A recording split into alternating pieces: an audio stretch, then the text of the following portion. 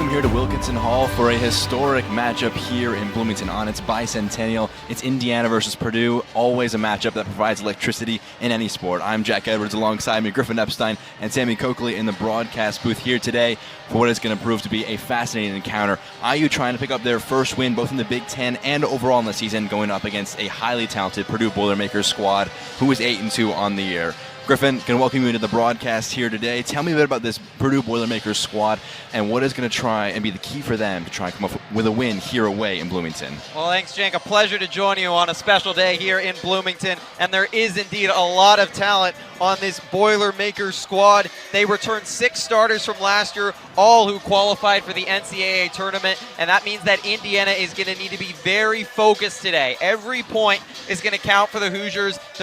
They are going to need to force matches to go the distance and keep them close and hope their stars can come through and pull off some upsets. Exactly, Griffin. And now Sammy, going to ask you a similar question for IU. What are they going to want to try and do to force an upset? They played a very good Northwestern squad on Saturday here against another great team.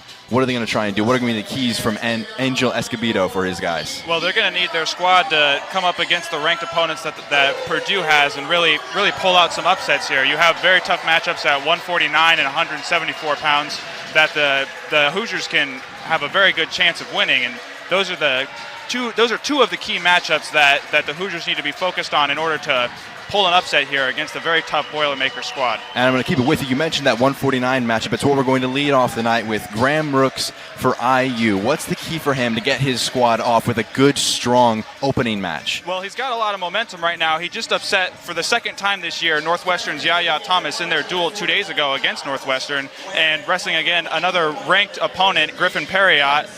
He's going to need to be able to keep that kind of intensity and that kind of composure when wrestling an opponent that's got that skill level to be that highly touted. Exactly. A lot of skill level for Perriott. Tell me a bit about him, Griffin, as he's going to lead off the Purdue Boilermakers. Yeah, Perriott, an interesting wrestler for Purdue. He was injured at the Midlands Invitational in Chicago in December. He hasn't wrestled yet in a Big Ten dual match, so this will be his first time wrestling this year in a Big Ten dual match against, as Sammy said, Rooks, who is really wrestling well right now. Exactly. As you saw the coaches be shown on screen, Angel Escobedo, and for Purdue, Tony Urshland. IU, we mentioned it on all these broadcasts, trying to build a strong culture coming off of that defeat against Northwestern. Sammy, what lessons do they can draw from a close-fought one following up on that Iowa blowout 41-0?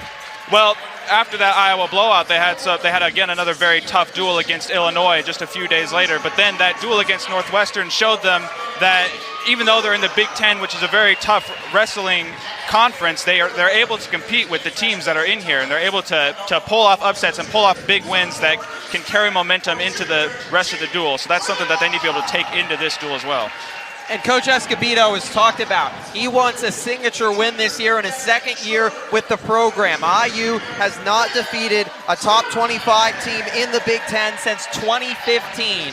Almost 5 years. This is an excellent opportunity in front of a packed Wilkinson Hall on the bicentennial against a Purdue team that matches up relatively well for IU for a chance for Indiana to pull off a signature upset against the rival they haven't beat since 2010. And now, Sammy, we'll go a bit more into this opening matchup. Tell me a bit about the impact for Perriott not playing for a while. What do you think that impact is going to have on him for that bit of a drought in playing? Yeah, it's been a few weeks. Like you said, he injured himself at the Midlands tournament, and he'll probably be a little hesitant with whatever he injured, whether it was a shoulder or a knee injury or whatever it was. He'll be hesitant to take risks with that in whatever offensive moves he takes. So this will be an opportunity for Graham to capitalize on Perriott's first match back from injury to be able to pick up an upset and start a good momentum for the Hoosiers. Exactly. Rooks coming off a very strong result against getting an upset over Zaya Thomas, number 14 ranked in the nation against Northwestern.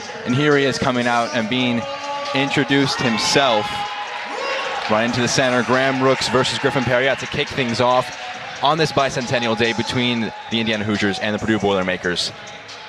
Should prove to be a phenomenal encounter, and we get underway.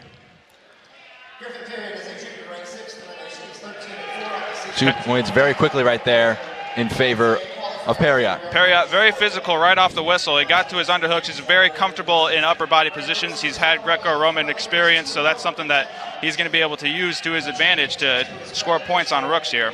Rooks trying to work his way out, try and get on the escape. Nearly out twice, but a lot of strength being showed by Perriott. Sometimes, Jack, when you have to sit on the bench a while, can't wrestle, have to watch your teammates do it, it really motivates you to get out there. And clearly, Perriott has been thirsty to get back on the mat, and against a really confident Rooks, gets 2 big points to get up ahead. Has been on top for most of this initial bout. Rooks nearly able to get out there, but good move by Perriott. Towing the edge right here. Perriott, when he has wrestled 13-4, number 15 in the country, according to Flow Wrestling. He's a very talented wrestler, but as we've mentioned, Rooks just knocked off the number 14 wrestler in the country on Saturday in Evanston, Tomas. Sammy, what should Graham focus on right here to try and get himself back in about minute 30 into this initial bout?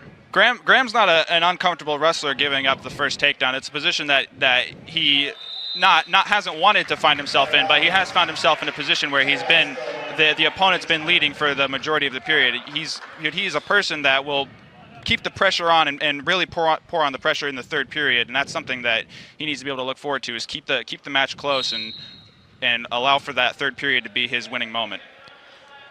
Rooks won in double overtime on Saturday as he gets the escape. He showed his conditioning on Saturday. Tomas looked tired in that, and Rooks definitely had the more energy. So, as I mentioned in the open, IU needs to use their conditioning throughout this match, and especially in this one with Rooks and Perriott. Minute 30 in riding time for Purdue after a good, strong opening for this first period. And as you mentioned, the Hoosiers are a very well-conditioned team. That's something that head coach Angel has been focused on a lot this year, and that was something we talked about earlier, just yesterday, mentioning the fact that we're not a team that gets tired very often in matches, so that's something that we need to be able to take to our advantage, is keep matches close and go towards the end of the match where we're able to really pour on the points. Rooks is following that philosophy very closely. Down 2-1 right now, but not going to be too stressed about that. About 30 seconds left here in this first period between Rooks and Perriott. Perriott in a control tie here with an underhook and collar tie, hoping to burn out the last 10 seconds of this period and go into the second period with a 2-1 lead. Looks so that is how it's going to wrap up that first period. 2-1 advantage in favor of Perriott. Going to be making the decisions on where they want to begin in that second period and waiting to see the conclusion of that decision. Red defers. Brooks defers to Perriott. Perriott chooses bottom, likely looking to get a quick escape here and preserve that minute and a half of riding time. And on the contrary, Rooks may want to maintain that position. And it is going to be a successful escape point right there for Perriott. The other point, going back to conditioning and keeping matches going, is the later the match goes, the tighter it is, the more the crowd's going to get into it. And IU's we'll get the official number later, but they got a nice number of fans here. There's already a lot of big events on campus, and clearly a lot of Hoosier fans have stayed here to cheer on Angel Escobedo's squad. Stall call on Perriott there, an interesting call from the official. Warning for him there. Rooks coming out the more assertive, probably in this second period.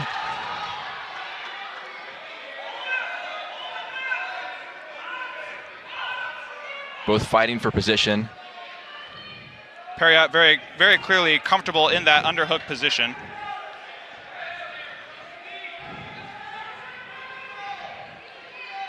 Rooks trying to move there, but gonna go back now into neutral.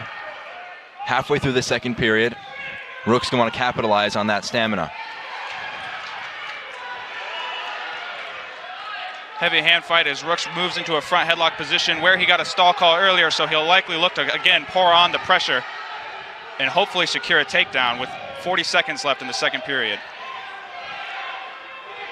Still trying to get the final move.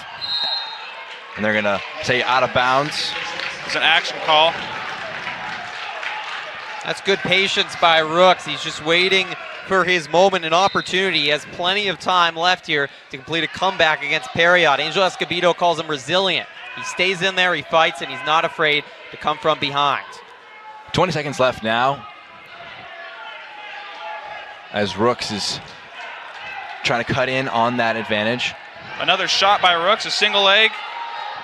Got 10 seconds to finish it off. Perriot with a heavy sprawl locked through the crotch here.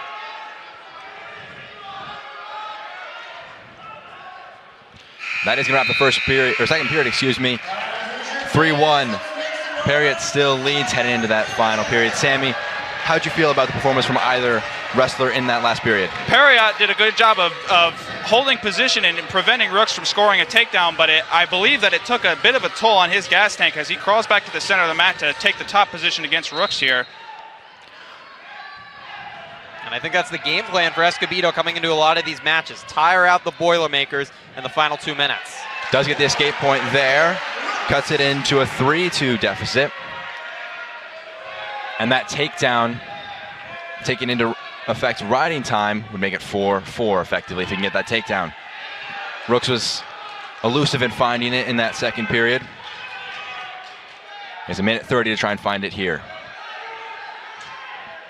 What's the key change he has to make, Sammy, to try and get onto that final takedown? Well, Perriot's doing a very good job of binding him up in control ties here. As you see, he has a 2-on-1. He's been getting underhooks. He's been in all sorts of positions that prevent Rooks from scoring points. So Rooks needs to be able to, as he goes to a tie-up and gets to his setup, move fluently from that right to an attack so that he doesn't get caught up in any of those control ties. Minute now between both wrestlers here. Both coaches on their feet trying to encourage their guys. And there's a stall call and a point for Rooks. The score is tied 3-3 with a minute 39 seconds of riding time in favor of Perriot, effectively making it 4-3.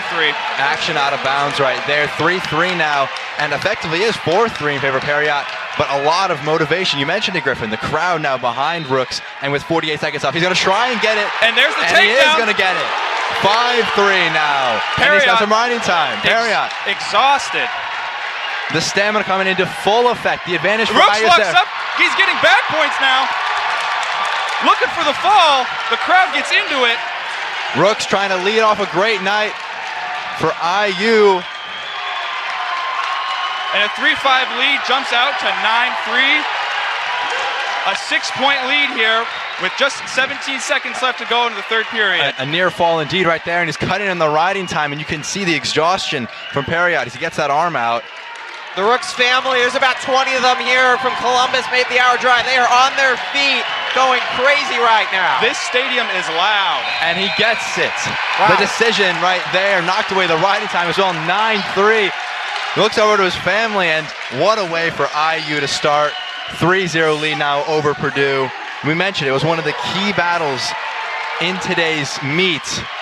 Griffin, what are your thoughts after that? I mean, that was just a special moment for Indiana wrestling. This place went crazy. The Rooks family and friends from Columbus up and cheering, and just such a smart match from just a redshirt freshman. He hung in there. He was patient. He tired out Perriot, and at the end, using his strength and exceptional athleticism to get a huge win and give Indiana some momentum going forward.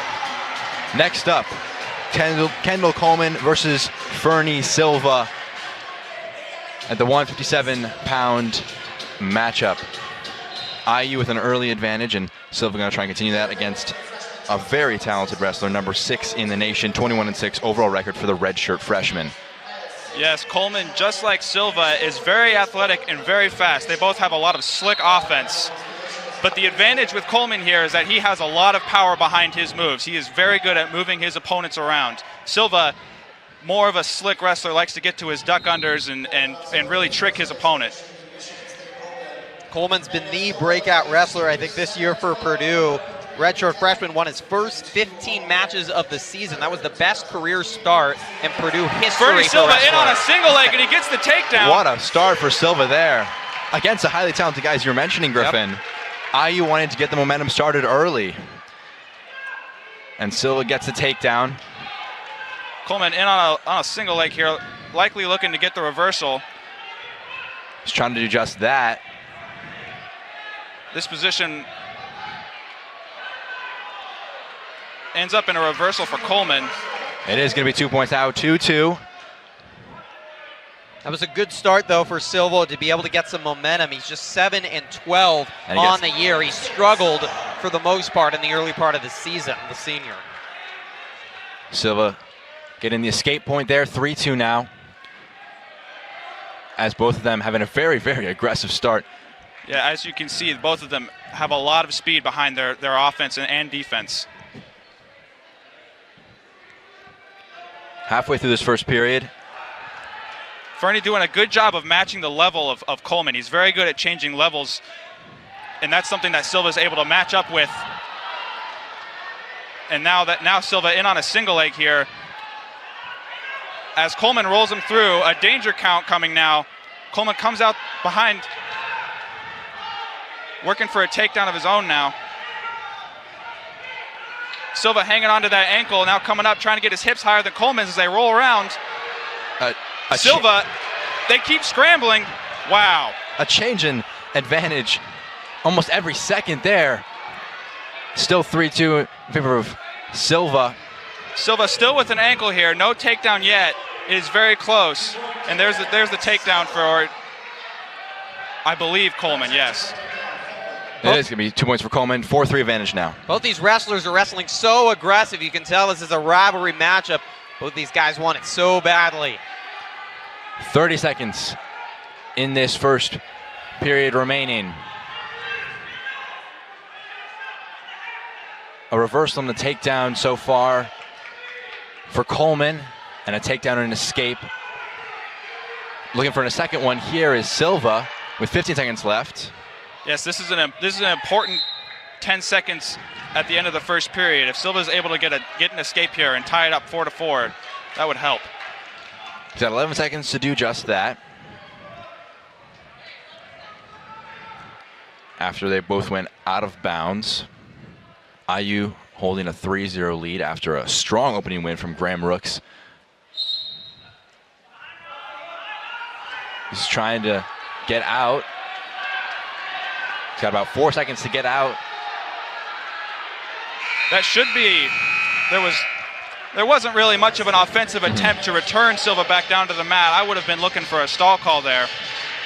Don't believe one was called. Nope, there was not one. And now it's going to go into the second period with a 4-3 edge for Coleman over Silva. He's going to start in the defensive, Coleman is. And Silva's going to look to try and switch that riding time back over to his favor after he started out with about a 20-second edge towards the beginning of this match. Advantage for Silva. He's a lot of experience as senior, and he knows the experience of rivalry matches as well. Actually got one of IU's 3 victories last year at Purdue and West Lafayette as he knocked off Parker Filius, who we'll see later wrestle for Purdue. Silva maintaining his position on top. Working a tight waist and wrist control here, flattening out Coleman and hopefully looking for a turn to get some near fall points here, which would be big. Coleman, on the other hand, trying to get out on 2 feet. And he does get that escape point. 5-3 now as they go into neutral position. See Silva clap his hands in frustration. Needs to stay focused here and get this to a third round. We saw with Rooks, you never know what will happen in the last minute when both wrestlers are tired and it's all about guts and adrenaline. Both wrestlers feeling each other out, trying to get this edge in the last 45 of the second period. 2-point edge, 5-3 for Coleman, who is number 6 in the nation. So Silva holding his own against one of the more talented guys in the country. And again, you saw there, Coleman was down on his knees looking to get to Silva's legs, and Fernie matched that, dropped down to his knees as well, and that stopped Coleman from being able to get to his offense. And there's Silva's duck under right to a takedown on the out-of-bounds line, tying it up at 5-5 with just 22 seconds left in the second period. You mentioned it, power for Coleman, slickness for Silva, and he got out and was able to get the takedown right there. It makes it 5-5 with 22 seconds in this second period. It's going to be Silva on top here. And again, this end of the period ride out is critical. If he's able to ride this out, keep the match tied at 5-5, go into the third period with choice, then he's able to take hopefully a 6-5 advantage if he chooses bottom and gets away quickly. He's trying to maintain it, and we see it.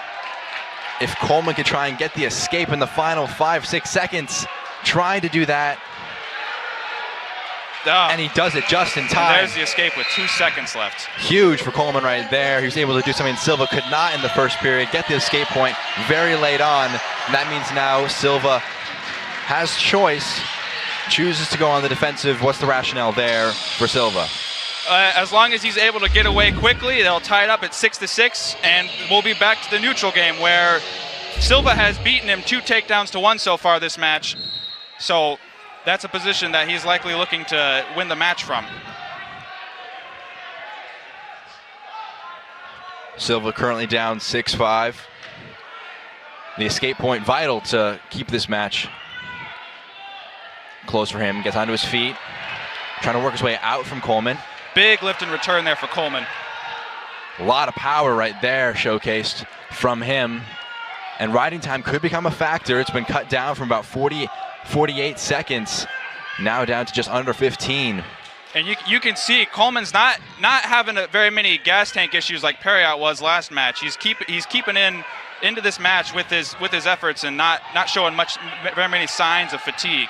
Coleman flips the riding time into his squad's favor, and he's trying to get his squad back level, currently down 3-0.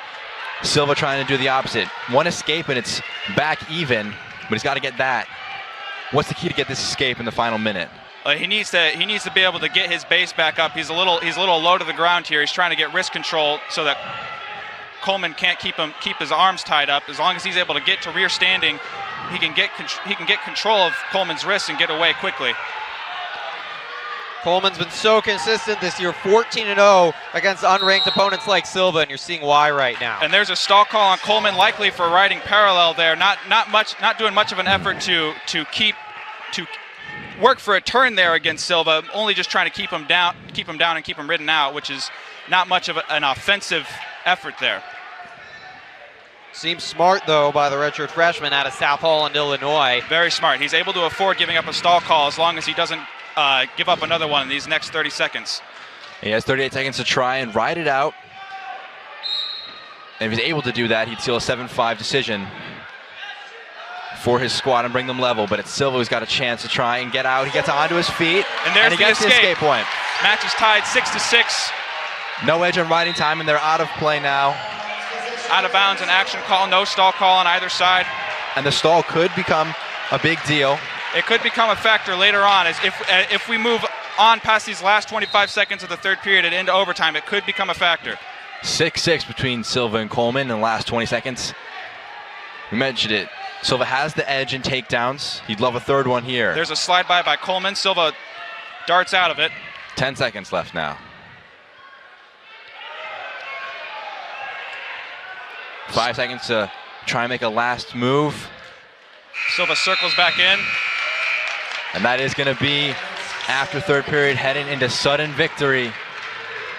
What's the key for either guy to come out on top with this, Sammy? Well, each wrestler has to be smart with their attacks. Both of them have showed that they can capitalize off of each other's mistakes, so they have to be very tactical. You're likely going to see this first period not get any takedowns unless one of them surprises the other. Silva, by no means, he's not expected to win this match. He is unranked. He has struggled this year. If he could somehow pull out an upset victory, this gym would explode, and all the momentum would be on the Cream and Crimson side. He's following up on Graham Rooks, who got an upset in the first match here. Beating 2 ranked opponents in your first 2 would be huge for IU, but Coleman looking to avoid that reality. It's going to be an action. Another action call out of bounds. Going to go back into neutral. Silva needs to be careful on that out of bounds line. As he keeps getting driven out of bounds, that's going to be an opportunity for Coleman to get a stall call in his favor. No takedown yet. Silva. As Coleman's in on a single leg, up to the hip, he whips out his arm and secures a 2-point takedown in overtime. Coleman with the victory. Big for Coleman right there to close it out towards the last few seconds in that overtime, and brings today's contest back level 3-3, heading into the next matchup. Even though the loss by Silva, that was an extremely hard fight, not one he was expected to win, and Coleman looks absolutely exhausted. One of the most talented freshmen in the country, and Silva pushed him to his limit. But Coleman, who leads Purdue in takedowns, showing why he's so skilled in that move, gets his key 69th of the season for a victory. Looking through the highlights of that last matchup, Sammy, what do you think was in the end the big key for Coleman to get that equalizing 3 points for his squad? I believe it was that opportunity where he was able to get down beneath Silva's head hands defense and get in on his own shot and able to score a takedown from there. Moving on into the next matchup, 165. It's going to be Tanner Webster for Purdue against Davey Tunon for the Hoosiers. What screams out for you in that matchup, Griffin, as both sides look to try and get the edge after this third match? This is a huge opportunity for IU, not to disrespect Webster at 165, but he is Purdue's weakest link in their roster. He's only starting because Emil Solin was injured got a leg injury in December. He's out for the year. So Webster, the native of Crawfordsville, and Tunon, the redshirt junior, a fighter. He's a strong wrestler, has an opportunity here to give IU the lead and continue that momentum in this rivalry battle. Yeah, Tunon 5-13 on the year, up against a 2-6 Webster. What is the key for Tunon, Sammy, to try and get that, I guess, expected victory for his guys? Well, Davey's had a bit of a slump in the middle of this season here. He's suffered quite a few losses, and this is going to be an opportunity for him to believe in his training and believe in himself that he's able to beat Tanner Webster, who is someone that I believe he outclasses. Looking forward a bit at 174 is the big one that we've been talking about. Jake Kovac up against Dylan Luddy. That's going to be the one we talked about. Could be, if IU or Purdue can get the edge there, it could decide the day. How much of an impact do you think that idea in the back of their head plays on this match here, Griffin? This is really important here, a little bit of a prelude to the big one, and especially at 125, 133, and 141 at the end of the match. Purdue has advantages on all three of those matches. IU needs to have a points lead going into that, the momentum in this gym, and if so, they certainly have an opportunity to get a victory.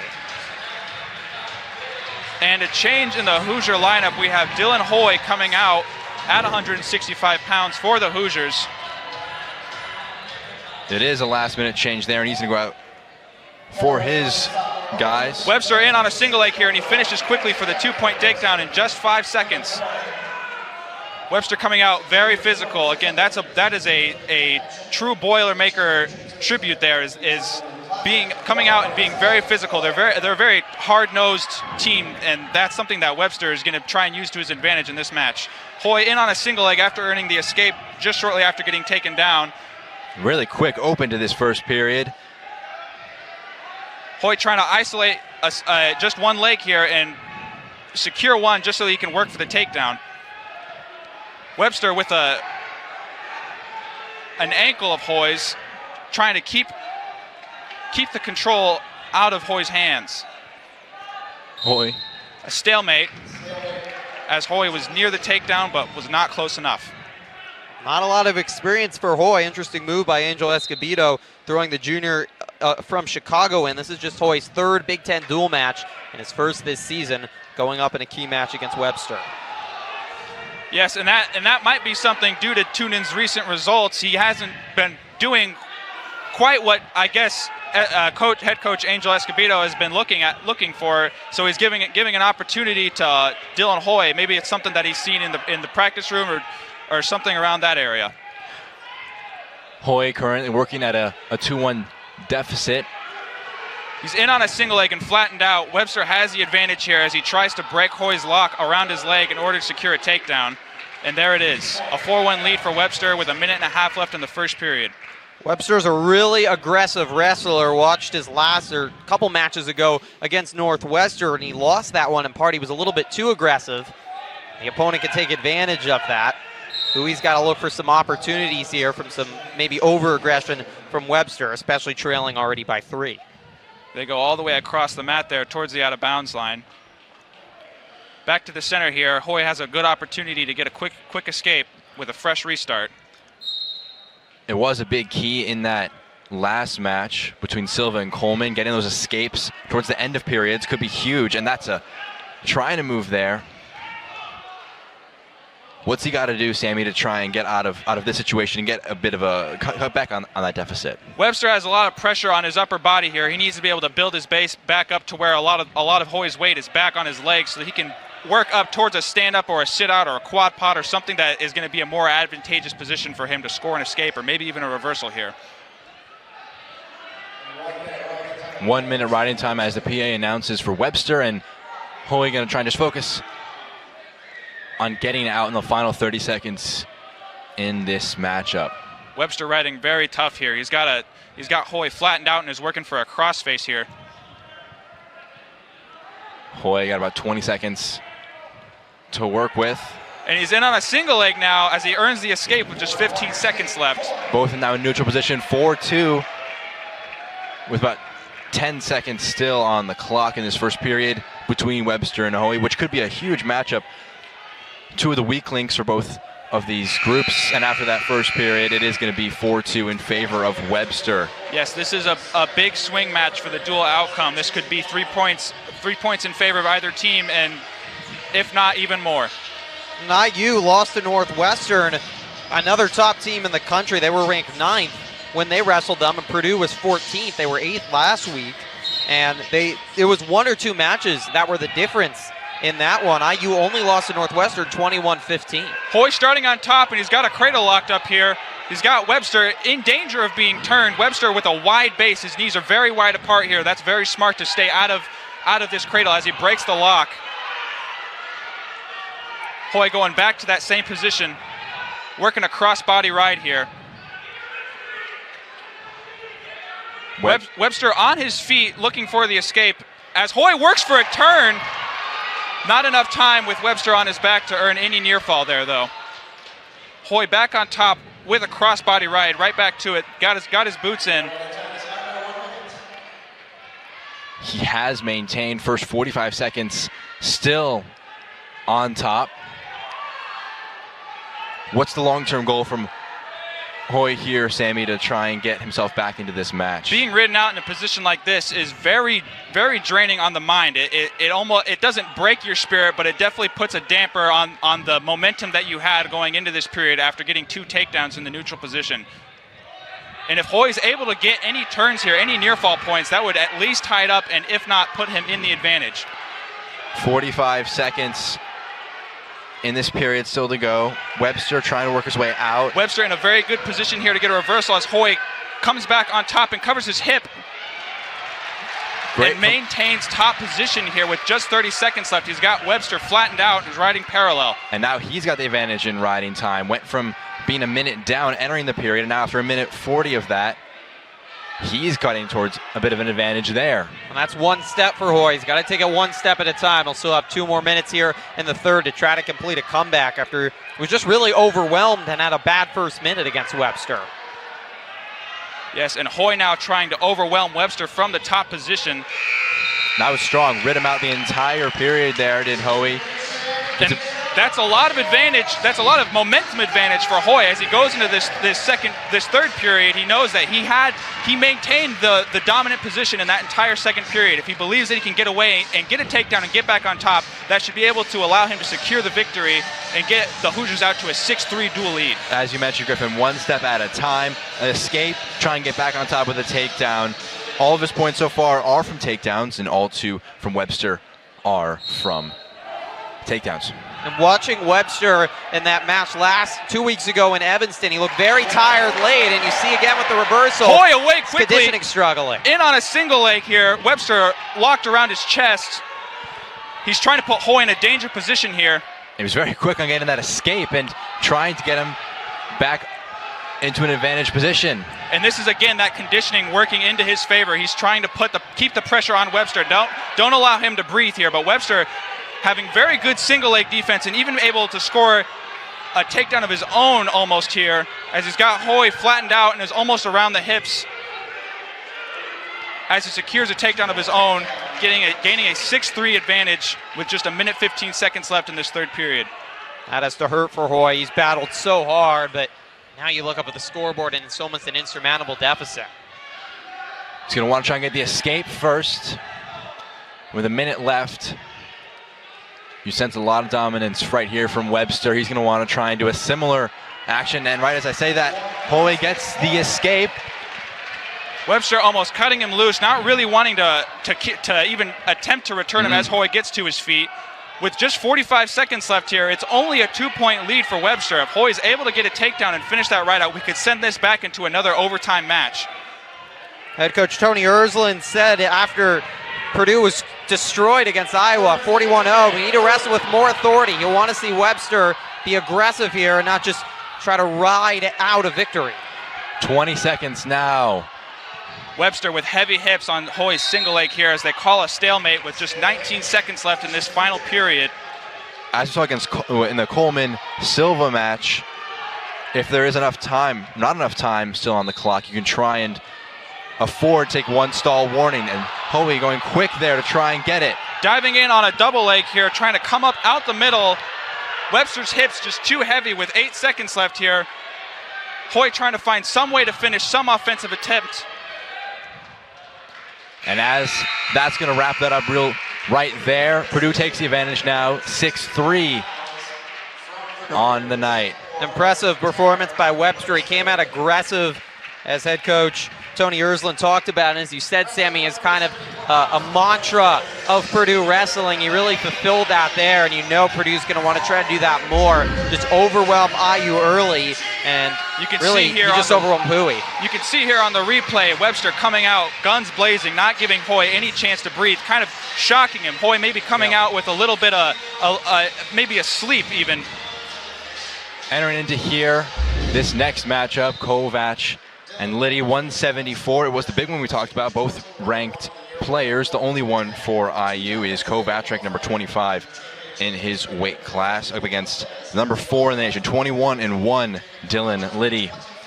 Yes, and on paper, this seems like it should be a major advantage for the Boilermakers, as Liddy is ranked much higher than Kovac. However, Kovac has a bit of that Purdue hard-nosed, tough wrestler aspect to him, and this is a match that I believe is going to be the marquee matchup of the night. As Kovac runs him out of bounds and gets a stall call, the Purdue coaching staff infuriated with that call.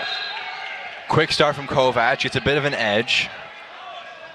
This is the kind of upset IU needs. Kovac is the star of this Hoosier squad, and what a star can do is win against anyone, and you should have an opportunity.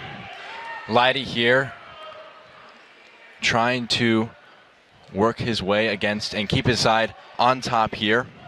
IU got it started strong with Rooks getting the opening upset win, but then 2 close-fought victories for Purdue means that they now lead 6-3, and now it's Kovac's job to get an upset of his own against Liddy. Yes, Liddy, a very tough wrestler to score on. He gives up very few points in his matches. His only loss this year so far has been to Iowa's Michael Kemmerer, who's ranked 3rd in the country right now. That was just last match, too. So 21 match win streak for Liddy to open his season. Really remarkable start, and he's such a confident and smart wrestler, as you're seeing so far in this feeling out process. It is a very big feeling out process. The first minute and 40 seconds, we haven't seen much action in comparison to the first 3 matches, where the action came thick and fast early on. And as we get to the heavies, these guys are harder to get off the ground. They're going to be more tactical. It's going to be a little bit slower. Minute left here in this first period. Still deadlocked 0-0 between Kovac and Liddy.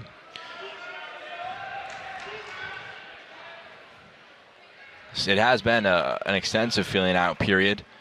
2 very talented wrestlers. And there's that sign of Liddy not really trying to take very many risks.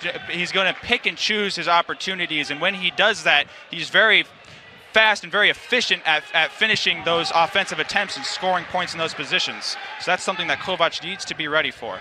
He's so patient, it's almost frustrating, because as an opponent, you just want to attack and you get tired of just feeling out and having some hand fights, but Kovac Was it Wisconsin last year qualified for the NCAAs, has the mind as well to do it. 10 seconds left here. Both comfortable in upper body positions as they're throwing each other around with underhooks and overhooks.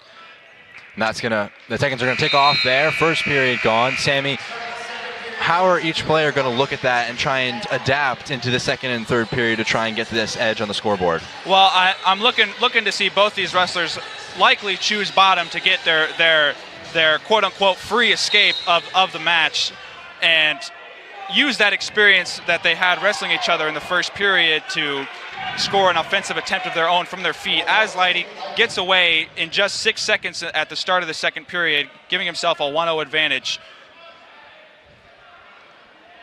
Indeed, 1-0 advantage, just very early on in the second period.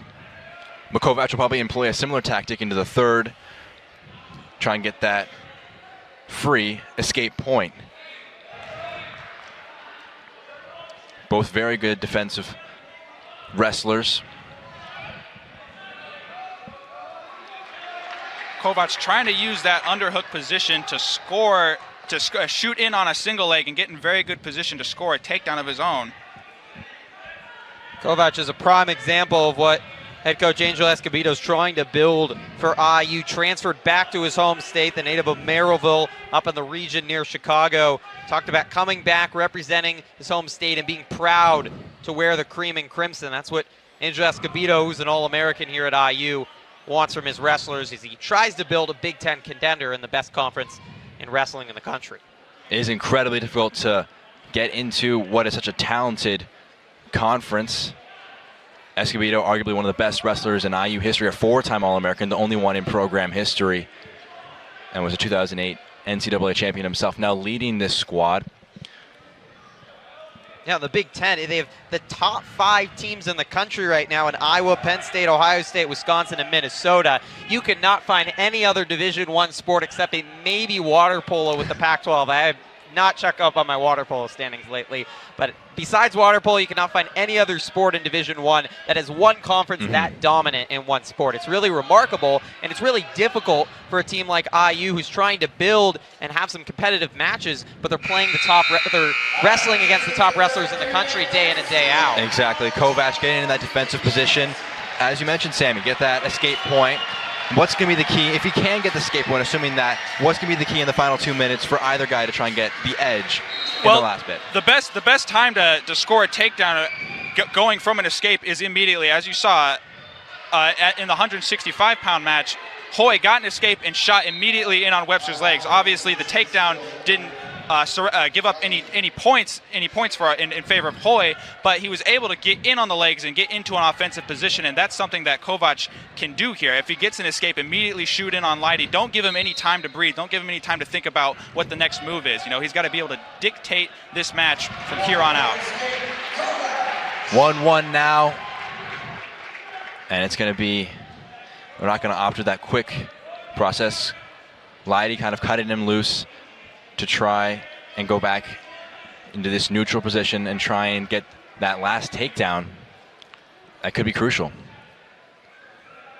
Minute 20 left, and what we talked about before the match, that could be one of the biggest ones in determining the overall duel result. Both guys gonna have a lot of weight on their shoulders. Kovac trying to live up to the occasion. Bicentennial against Purdue. Not much bigger than that for a regular season dual meet. A great crowd here too. This has to be close to setting the record for Wilkinson Hall for a wrestling match. It was 1,962 fans they had last year when IU placed #1 Penn State. Has to be around that number. 3 of the sides of the stands here in this rectangle that is Wilkinson Hall are nearly totally full. 38 seconds for either guy to try and get an edge. And this can be the time where that stall call starts to come into play. You can see Kovac making a lot of offensive attempts here, and that's numerous offensive attempts without the other opponent making an offensive attempt of their own can lead towards another stall call, which could give Kovac a 2-1 advantage, which would be enough to win the match. Would be huge in the final few seconds here. Riding time not much of a factor, only 9 seconds in favor of Leidy. And you see Leidy glance over at the clock, and they see that it's going to go into sudden victory for the second time here today.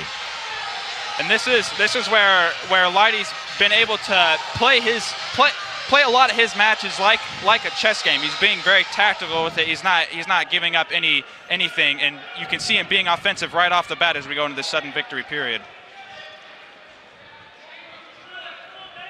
Big matchup here. And it's a minute of sudden victory. If no one gets any points, we would go to a second overtime. Leidy in on a single leg here. He's got to elevate. He's got Kovac in a lot of danger as he collects the other leg and scores a 2-point takedown. Nice right there from Leidy, and it just shows the margins that are in these close matchups. Finally gets one edge and is able to bring him down to give Purdue now a 9-3 edge here today. What were your final thoughts on that fight, or that wrestle, excuse me, right there, Sammy, after Purdue in the end came out on top? Well, that was a match that you see wrestled by Leidy classically. You see him being very smart, and he took one true offensive attempt there and scored off of it. He's very efficient with his attacks, and that was something that Kovac knew he was coming up against but wasn't able to change. Yeah, that was really the epitome of brutality, just being patient and patient and patient and waiting for your moment. And that has to be so frustrating for an opponent. But there's no doubt a reason when someone's 21-1 that they have that record. And Leidy proved how impressive he is Purdue's top wrestler and someone that just missed out on being an All-American last year. Certainly will have an opportunity this year as a senior. We're going to go into the next matchup here in the first half of today's meet between Jake Hines and Max Lyon here for Purdue, as they try and get, for both sides, a bit of momentum heading into the second half. As you see Angel Escobedo on camera right now. Griffin, tell me a bit about the IU side of things. Jake Hines, what is he going to try, and what are the keys for him to get IU going here? Well, as you see some highlights from earlier with Rooks, for Hines, just 5-10 on the year. He struggled this year, but he's a redshirt senior. He's actually had some success when he was a lot younger as a freshman, had 13 wins that year and went to the Big Ten championships. He needs to use his experience as a senior here in a big pressure moment. IU badly needs a win to maybe get the Hoosiers back into this. And now, Sammy, the other side of things for Purdue, Max Lyon, what is he going to try and do? And what are going to be the things to watch for in this upcoming match for the Purdue side of things? Well, again, another tale of the tail here as Lyon goes out there. He needs to know that he needs to be able to keep his gas tank high and be able to stay in the match all the way throughout the entire 7 minutes of it. And that's going to be the biggest point of emphasis for Purdue. 0-4 is Hines in dual matches up against Lyon. He would love nothing more than give his side a bit of momentum as he runs out in this 184 matchup. IU has kept it close in every single matchup so far today, and getting it close within a 3-point, possibly even more, depending on how this can go, would be big for the Hoosiers and the hosting team. Lyon likes to wrestle and charge. He's going to try to be aggressive early, as you can see here, going for the legs of Hines. Not quite able to get a takedown there. Going to try and finish it off. Elevating the single leg there as he goes for a trip and secures the other leg for a 2-point takedown in just 15 seconds. Again, that's Purdue coming out and being very physical right off the bat and not giving Indiana any time to breathe. And you've seen that for at the very least 3 matches now. Exactly, Sammy. And Hines had a bit of a caught out a bit there, but he's going to try and work his way out and avoid a slow start. It probably was one of the keys for Tunin in his matchup. A slow start, or excuse me, not Tunin, that one. Hoey, were in that matchup, not able to get to a quick start and affected him later on. Hines will try and avoid that. 2.5 minutes to try and have a good, strong first period here.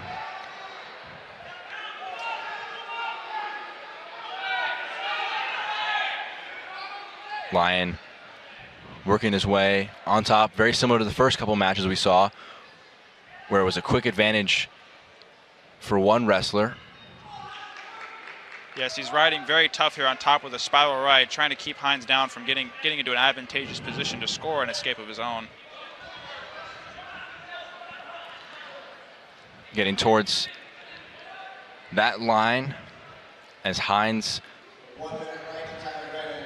as you hear the PA announce, quick 1 minute riding time, and they're going to be action out of bounds, and they're going to go back into the center of the mat with Hines still in the defensive, still searching for that escape point. Yes, and the first move is big here. If Hines is able to explode right off the whistle and get away quickly, that would be a much better opportunity for him than to slowly work his way out as Lyon gets into his favorite positions and holds on tight. It's hard to get out of that. Unable to get that explosive move.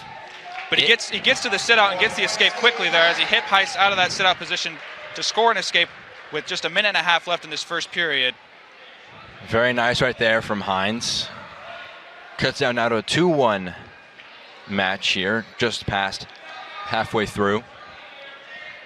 Lyon leads Purdue in riding points, 19 of them so far in 22 matches. So almost all of his matches he's been able to pick up the riding point. He's very aggressive and likes to be in charge here. The longer that Hines can kind of just have a feeling out process, advantage him. 50 seconds left here as both wrestlers trying to get a bit of an edge and a bit of momentum. Momentum has been one of the key words so far today. We're going to see a challenge here from Angel Escobedo throwing out the red brick.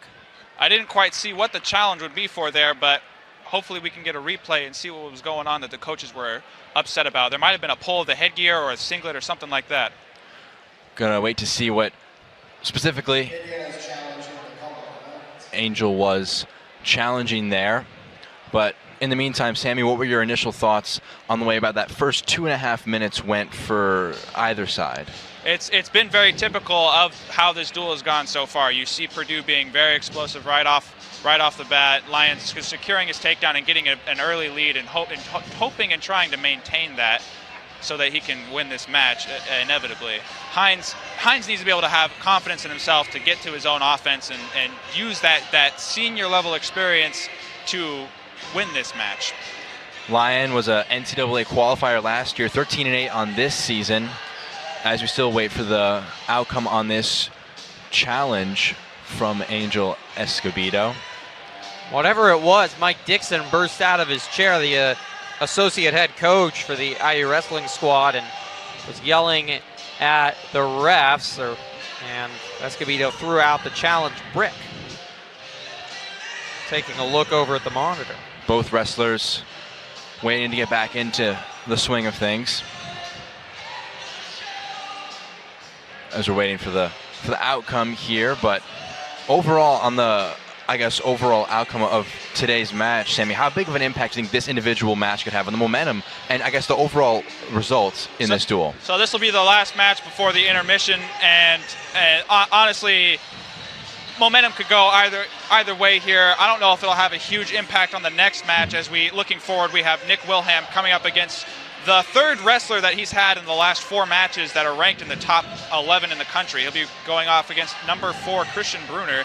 And honestly, the impact of this match, I don't believe will have any influence over that one. I believe that that's all going to be resting on the shoulders of Wilhelm.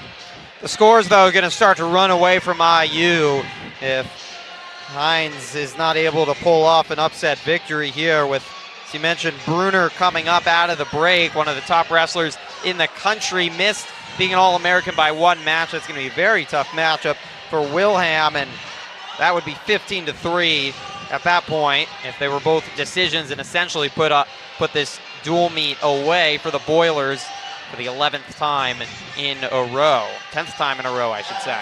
So there's 1 point for Hines, a technical violation, which I'm assuming comes from a headgear snag or a singlet pull or something like that. Good eye then from IU to throw the red brick, gets a point for Hines, brings it back level 2-2. And there's Lyon being explosive and aggressive right off the whistle again. 30 seconds left here in this first period. Lyon in on a single leg as that offensive attempt earns him a stall call in his favor. He's got about 20 seconds trying to finish this move for either wrestler. He's got the leg hooked and now has control of both legs as he covers both and secures the takedown here with just 10 seconds left. Big for Lyon right there to get a bit of an edge. Hines will try and get a late escape. Lion drops down to a leg. Wise, with just less than 5 seconds left, would not give up a stall call with just that short amount of time left. So a very smart and tactical move by Lion. Was a stall warning earlier on for Hines. And now 4-2 is the way things currently stand. Hines going in the defensive position. Bit of an awkward transition. There was a lengthy break in the middle of that first period. Has to be difficult for the wrestlers. About 2 or 3 minutes. They were reviewing that and could have easily thrown off both, but at least for Lion, he still looks very focused. Hines up and away quickly there in just 10 seconds with a 4-3 score now with 1:45 seconds left in the second period. 1:29 seconds of riding time advantage of Max Lion. Hines needs to be able to get to his offense here in order to put this match in his favor. He needs to be able to get to his own offensive attempts, whether they're upper body or getting in on a single leg, whatever it may be. That's his next step. That's his next move. He needs to be able to use his setups and work those into transitions to get to offensive positions and score. 1:20 still to go as both players work towards what you mentioned, Sammy. Lion able to dictate the match there and get in on a single leg. Hines with a very, very, very shallow whizzer as Lion secures the takedown there with a minute left. 6-3 advantage. Third takedown for Lion. Hines scoring coming off of a technical violation and 2 escapes. And this has been rinse and repeat right now for Lion. All 3 takedowns were using that single leg of Hines, struggling to defend against this very aggressive wrestler, Lion, out of Iowa, Dyersville. Going to be out of bounds there, going to head back into the center of the mat. Riding time significantly going in Lion's favor. A fresh restart here is in the advantage of Hines. He's able to get away pretty quickly, as he's shown in the last period and at the beginning of this one. A point at the end of the second could be pretty big for him if he's able to get out quickly. Lion back to that spiral right as he gets control of Hines and puts the pressure forward onto his chest, getting him flattened out, keeping the weight off of his lower body. Lion, you can see him up on his toes, not letting any of his weight be bared upon himself, but rather on Hines. Lion trying to ride out this period here and give himself a pretty sizable advantage in the final few seconds. Less than 5. And as the clock ticks away, second period is over, heading into the third. Guaranteed riding time point in favor of Lion. So effectively 7-3. Sammy, what's going to be the key for Hines to try and get back in this one? He needs something here. He's starting off in the top position. If he's able to get some of his offensive turns here and get a big 4-point near fall, that would be huge. And it's likely that Lion is going to be able to get away, so Hines needs to be able to dictate the match in the neutral position. But for now, there's a caution for Hines moving too quickly, not allowing the whistle to start the match. And there you can see Lion up and away quickly, just 2 seconds into the third period. Very quick there from Lion, and now it's going to have to be quick work from Hines if he wants to work back on this. And now we start to work into territory where Max Lion could very easily start looking towards scoring a major, as he has almost completely locked up at least a 1-point riding time, which would put it at 8-3, a 5-point lead, which is just 3 points away from a major decision. Another stall call and a takedown could put that at an 8-point lead and give 4 points for the Boilermakers. Would be big for them heading into that intermission. Hines, though, is going to, the only out, it seems, is near fall, back points, things like that, but it's struggling to get his offensive moves going against a really strong defensive Lion. Lion in on a single leg here again as he covers the other hip. The Purdue bench telling to cut him in order to work for that major. A effectively 6-point lead now for Lion as the ref blows the whistle for blood time. Hines has a bloody nose or a cut near his eye. He's going to be dealt with, and as you mentioned, very good strategy there from Lion, because effectively is up 6, and he's able to get one more takedown. The major decision would give Purdue a 10-point advantage heading into the intermission, because as you mentioned earlier on, Griffin, as well, the advantage comes at the lighter end of the order for Purdue. 125, 133, 141, all positions where they have some strong advantages. So IU going to want to try and keep themselves close and in this one, going around there. Every point is important here, and Hines still has something to fight for to not keep this a major decision, but especially in this match really dominated by Lyon, we are seeing the improvement of this Boilermaker squad.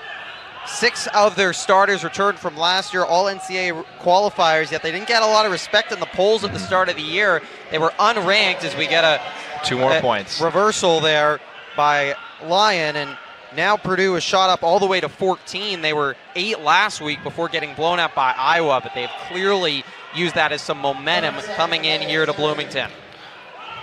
Hines trying to fight off that major decision, and Lyon trying to prevent that. Lyon, with his, I believe his hand locked around the leg. I don't believe that should be a count at this point yet, but they call a stalemate with just 11 seconds left. If Hines is able to get the escape in these next 11 seconds, that would prevent the major decision, which would be somewhat of a win coming out of this match. It would be a slight moral victory if IU were able to keep this one at just a decision, and Hines going to work to do that. Only objective is the escape.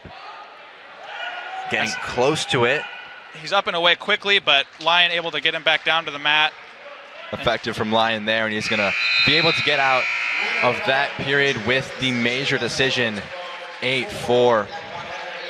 Overall, looking back on those first 5 matches, Griffin, what do you think were some of the positives for either squad to take away, and what are some things that they may look back on and say, maybe that could have been something, an area we could have done a bit better on? Well, for IU, it's all been about the Rooks brothers in this last week, and we saw Graham light up this crowd with an impressive start, but since then it's really been all Purdue. They have been dominating. You see the moment here with Graham Rooks getting the victory over Griffin Perriott, but since then Purdue has really looked dominant. They've been aggressive. They have really taken the mantra from their head coach Tony Ursulund, and they're in control right now. Silva kept a close one up against Coleman, but in the end of the day, Coleman was able to edge it out in sudden victory. And those are some of the fine margins that have ultimately been the biggest difference, is as you see Coleman get the winning point there. Yeah, I mean, 2 of the matches did go into overtime that IU lost. They certainly gave it a fight, but a lot of them, it was clearly Purdue was in control, and they wrestled tactically, none more than the Dylan Lindy match. Yes, and an effort from head coach Angel to switch up the rep for IU at 165 pounds, putting out Dylan Hoy, proved to be unfruitful in the favor of the Hoosiers, as Tanner Webster was able to get a three-point decision from that match. And Kovac, as you just saw, unable to get the upset in his matchup, and Hines dominated in the most recent one, the final, that put it up to 13-3, and at the end of the day, Hines unable to get the final escape point to avoid a major decision, which makes it a 13-3 contest after the first 5 matches here today. Sammy, kind of looking back, what's something IU's going to want to try and improve on? What is Angel going to focus on with his squad? They need to be more offensive. That's just the flat out, the next goal for them is to be more offensive. That's going to do it for this first intermission, or the first half, excuse me. We're heading into intermission now. Don't go anywhere. You're on BTN Plus. Welcome back to Wilkinson Hall. Current score, Purdue 13, Indiana 3. Score doesn't reflect it, but it was pretty closely fought first 5 matches. Looking back real quick, Sammy, what were your overall takeaways from those first 5 matches? It's been a very entertaining duel so far. Out of those first 5 matches, there was only one that went in favor of the Hoosiers. However, we did have 2 matches go into overtime where we had low-ranked or unranked wrestlers going up against very highly ranked opponents. Fernie Silva unranked going up against number 6 Kendall Coleman, losing closely in overtime, and Jake Kovac losing a very close overtime match against number 4 Dylan Leidy. And they're going to want to continue that theme of doing well against ranked opponents. It's going to be Christian Bruner, number 2 in the nation for Purdue, up against Nick Wilhelm, the freshman for Indiana. And this 197 weight class matchup. Sam, what's going to be the big key for Wilhelm against a very talented opponent to try and keep it close and get maybe a positive result? Well, he's gone up against a lot of talent in his first 3 Big Ten duels so far this year, wrestling number 3, Jacob Warner, and number 11, Lucas Davidson from Iowa and Northwestern, respectively. So he has a lot of experience wrestling the top tier wrestlers in this weight class. He even wrestled Patrick Bruckey from Princeton, who is also in the top 4. And obviously he's had a lot of experience at wrestling these top-level wrestlers. So what he needs to be able to do is find a way to get to his offense against these guys, figure out how they work, what they're doing in order to put him in a position to where he can't score, and find a way to score from his own offense. That's pretty tough when you're a freshman to have that kind of stretch where you're facing some of the top wrestlers in the country. Bruner with a single leg to a takedown here. A quick finish. That is his go-to attack. He shoots to his opponent's right leg to get a single leg, elevates it, trips the opposite leg, and collects a takedown. You see him do it against almost all of his opponents. Bruner's looking for some momentum with this match, something that head coach Tony Ersland talked about, that this Purdue team needs to build over their next couple matches after getting beat down by Iowa. They have a break in between playing ranked opponents. They don't wrestle anyone ranked, I should say, until February. Unranked Indiana, they have unranked Maryland, and Bruner's coming off back-to-back losses to Northwestern and Iowa. Very rare when you're the number 4 ranked wrestler in the nation.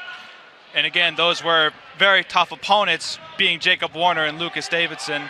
Sure.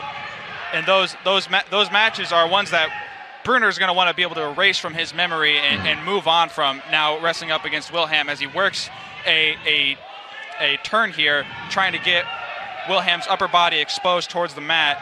He's got a figure 4 locked up around Wilhelm's left leg as he hips over his lower body and uses a crossface to work Wilhelm over towards his back. 45 seconds in this first period, a minute riding advantage now for Bruner. Wilhelm not really in a position to where he can work towards getting an escape. All he can do in this situation is work towards getting his left leg out of that figure 4 tie-up and keep his head and face safe and secure away from Bruner's brutal cross faces here. A lot of power being shown by Bruner. And he's showing a lot of dominance over half of this. Bruner showing frustration, trying to look for a stall warning here. It is going to be a stall warning for Wilhelm. Not much that can be done in Nick's favor in that position. Like I said, all he can really do is try and make sure that he doesn't get turned and hope that he can find a way to get his left leg out of that figure 4 lock. However, the ref disagrees that he was preventing offensive wrestling and not allowing action to continue. And now as we finish the first period, we have blood time for Wilhelm. Likely a bloody nose coming from those again brutal cross faces from Bruner. Got on the mat too, a little red right around where Lafayette is, I think, on the Indiana logo there. A little bit of irony is no doubt Purdue is bloodied Indiana here. These first 6 matches. Purdue looking for its 10th straight victory. Indiana's last victory against Purdue, 2010. It was in Indianapolis. Way back, that was just 2 years after Angel Escobedo graduated. Actually, no, that was the year, my bad, Angel Escobedo graduated, so. Shows the change in time. Yeah, a long amount of time has passed since the last victory for Indiana, but you're going to see the speed and the power of Bruner. Wilhelm, a freshman, being outmatched right now. He's going to want to try.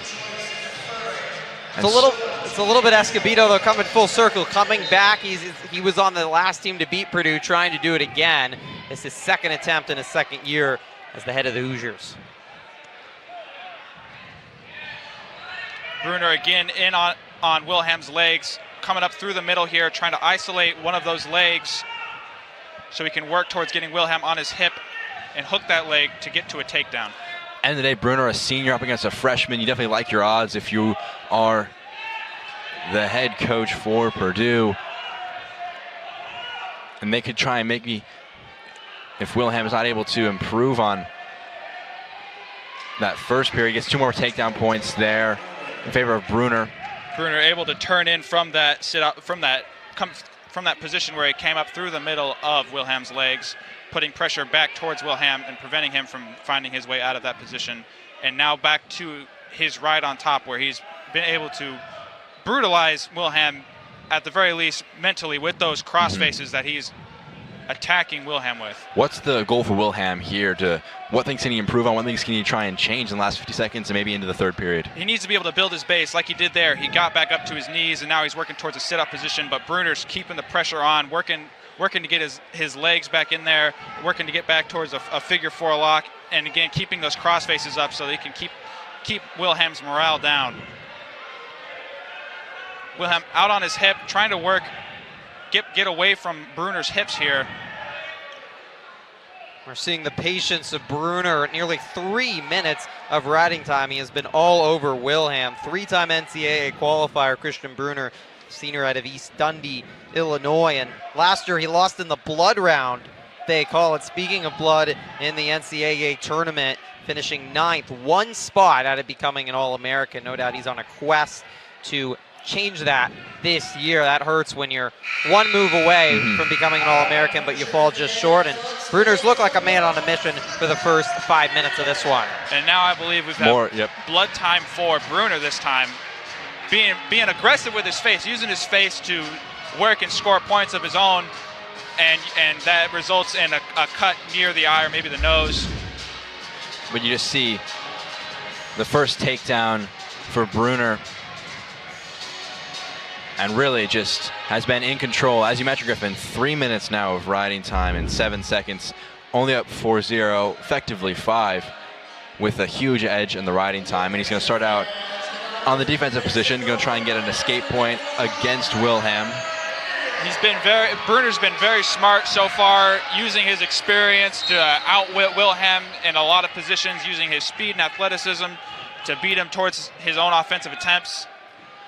Wilhelm locked in a cross-body right here, trying to return Bruner. Bruner goes towards a switch, drops down to the single leg and collects a reversal for 2 points, gaining that 6-0 advantage, cutting Wilhelm, likely looking towards getting that major decision. He has riding time locked up completely here, so it is effectively 7-1, 9-1 now with that takedown, which would be the major, possibly looking towards getting a technical fall now.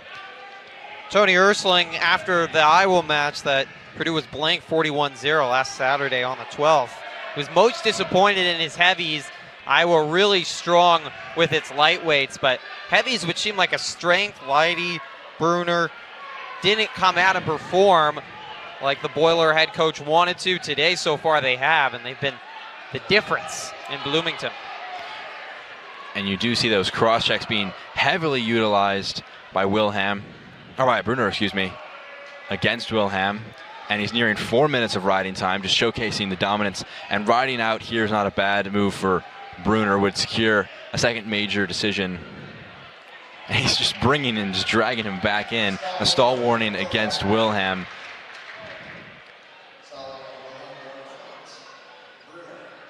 And they will give a point.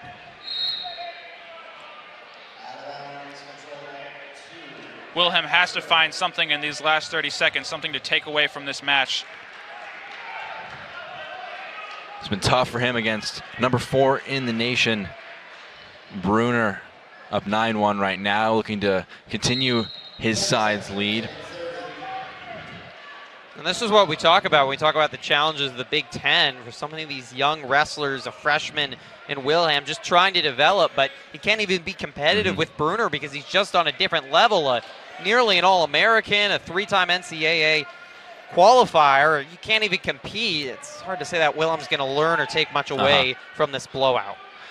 Blowout is probably the word to use. 4.5 minutes of riding time, a 10-1 win in favor of Bruner. Tough for the freshman to take, but he's up against one of the best in his weight class in the nation, and that's going to be a major decision in favor of Purdue heading into the heavyweight matchup between Thomas Pinola and Jake Claymola. Sammy, what's the goal for Claymola as we head into the biggest end of IU's lineup. Well, for a heavyweight match, this isn't a very heavy set of wrestlers here, as both of them have wrestled 197 earlier this year. Panola bumped up from 97 to heavyweight after the Boilermakers decided to pull Bruner's red shirt and have him wrestle at 197, as they put together a very tough squad so far this year. And Klimola bumping up from 197 up to heavyweight in order to try and give the Hoosiers a better opportunity here to score some team points and get themselves back up on the board here. Panola, a very gritty wrestler like the rest of the Boilermakers. He will get in positions like this with a collar tie and an underhook, or collar tie and a tricep hold, and just squeeze and pull you down and try and get your neck and back very tired. Klimola, one of the 3 seniors for IU. As Sammy mentioned, wrestling up at Northwestern, but got one of the 3 victories for the Hoosiers in Evanston on Saturday. A nice 3-1 victory where he wrestled hard, kept that matchup close, hoping for a big W against the freshman Panola out of Zionsville, about an hour north of here. Panola with a snatch single here, elevating the leg of Klimola, trying to trip that opposite leg and collect a takedown here. He brings Klimola back down to his knees as Klimola builds back up to his foot. A lot of effort here being shown by both wrestlers. Panola works towards a cradle into a headlock position as Klimola fights out of it as we near the out-of-bounds line. Klimola looking to circle back towards the center, not give up a stall call here as Panola locks up an upper body tie, and they call Klimola for stalling. Klimola with a stall warning right there.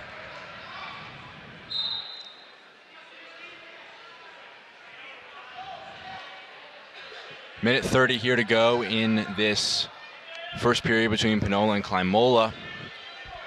Panola not quite able to get a takedown on that first interchange, as Sammy, you mentioned, but Klimola gonna look to try and get a bit of an edge. Still on 1 foot, like he was for much of the beginning of this period. Getting towards that edge line again. And he's gonna want to avoid another stall call after getting a warning pretty early on. Minute left here. Klimola gets back on 2 feet and back into neutral position to try and move forward here. Both of these guys so heavy, not all the way up at 285, as you can be within 100 pounds here to wrestle here, but either guy, if they're going down, it's going to be very hard to get them back up, which is why the beginning of matches with these heavies so vital, and so far both doing a good job of feeling out and staying patient. 30 seconds left, and Klimola will look at that as a positive, and he's going to get not quite a takedown. They're going to say he was out of bounds there. Sammy very close there. Very unfortunate. Panola might have hit his head on the hardwood floor there. I believe they are going to check on him there. Took a hard fall for Panola. They might be going over concussion protocol here. Yeah, he looks woozy. That is not what you want to see. They're taking him out behind the curtain there. And with concussion protocol, they take as much time as they want. They don't rush it in any situation like this, as the athlete's health is the main concern in this position. But if they do deem this to be a concussion, that would be an injury default for the Boilermakers, which would be a 6-point victory for the Hoosiers. And that would be pretty big. Team-wise, that would be very big. That would put the score at 17-9. So Panola, watching that replay, did not hit his head or did not hit anything, I think, on the hardwood, but he did hit his head on the mat, and really the first body part to come in contact on the throws. You're going to get another look at it, and that certainly is. You can see it bounce right off the mat there. Very aggressive. Nothing at fault for Klimola in that position. He did exactly what he was able to afford to do, trying not to give up that stall call. Assuming that Panola can come back at least mostly healthy and passing that concussion protocol as he comes back out here, waiting to see what the decision is. He looks to be fine.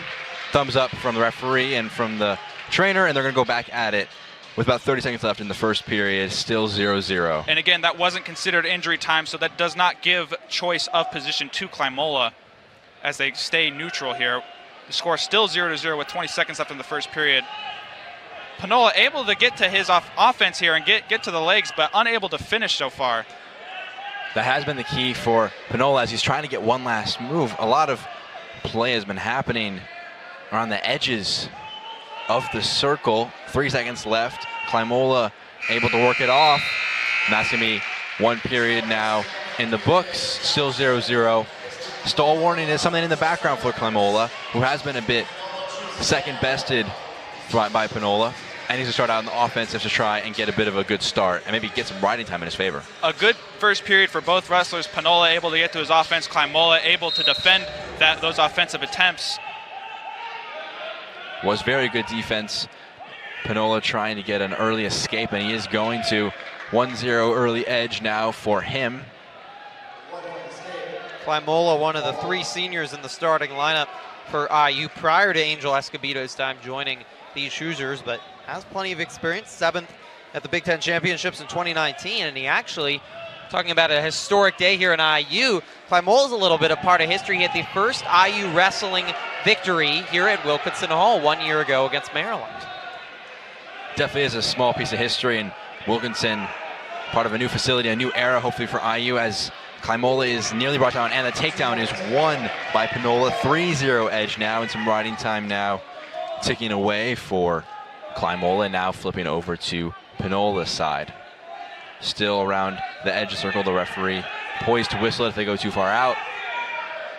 That's going to be really tough now for Klaimola to get out of the grip of Panola. 217 pounds on his back. Give me out of bounds. 55 seconds. Yes, that weight difference could play as an advantage in favor of Panola as he uses that weight to slow down and weigh down Klaimola and maybe take a toll on his gas tank. Getting back in here, whistle goes. And Panola going to want to maintain and ride this out. Panola trying to do the inverse. Escape is on his mind. Sammy, 40 seconds left. Panola in a dominant position right now. What does Klaimola have to do to get away? He needs to be able to get his weight back on his base. The Hoosiers have been having a hard time against the Boilermakers, getting their weight back towards their legs as the Boilermakers drive their weight forward towards their head. That creates a lot of issues in terms of getting away. But as you can see here, Klaimola is up on his feet, only on his legs. As time ticks on, Panola might give up a stall call here as he does not work towards bringing Klaimola back down to the mat as a stall call is called against Panola. One for each player now, and that's going to wrap up 2 periods of action.